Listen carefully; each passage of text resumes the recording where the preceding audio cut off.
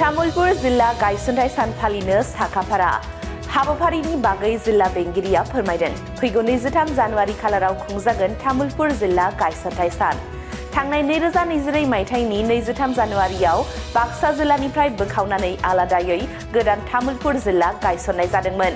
बाक्सा जिल्लानिफ्राय बोखावनानै दाजानाय बे तामुलपुर जिल्लानि फैगौ 23 जानुवारि खालाराव तामुलपुर जिल्ला गायसनथाय सानखौ जिल्ला बेंगिरिनि मददजों गाजा गोमजायै फालिनाय जागोन। तामुलपुर जिल्ला बेंगिरि पंकज चक्रवर्तीया मोनसे खौरांगिरि मेल जुथुमनायनि गेजेरजों बे हाबाफारिनि बे बाथ्राफोरखौ रोखा खालामनानै होयो।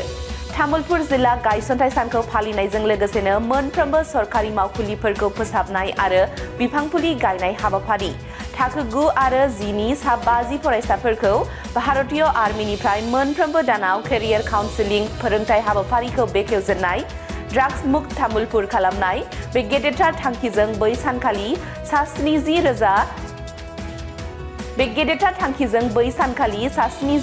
सेल्फ हेल्प ग्रुपनि आइजोफोरा सरायखिरा लानाय जागोन होनना तामुलपुर जिल्ला बेंगिरि पंकज चक्रवर्तीया मिथिहोदों।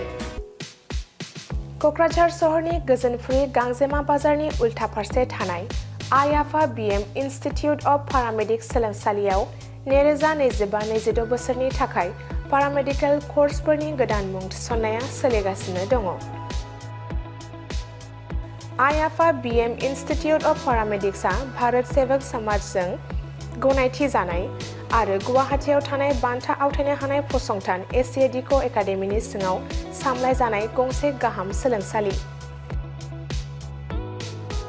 आइ आफा बिएम इनस्टिट्युट अफ पारामेडिक्स सोलोंसालियाव नोंथाङा BSS diploma in medical laboratory technology, BSS diploma in operation theatre technology, BSS diploma in first aid and patient care, x-ray and imaging technology बायदि आयदाफोरनि सायाव नोंथाङा सोलोंथाय लानो हागोन।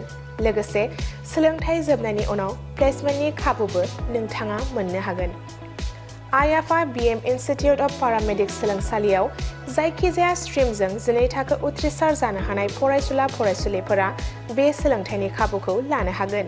थारैनो नोंथाङा जुदि सावस्रि फाहामथायनि सोलोंथाय लानो गोसो जानानै दङब्ला अब्ला गोबाव खालामाजासे आइ आफा बिएम इनस्टिट्युट अफ पारामेडिक्स सोलोंसालियाव थाबैनो सुलाद लादो।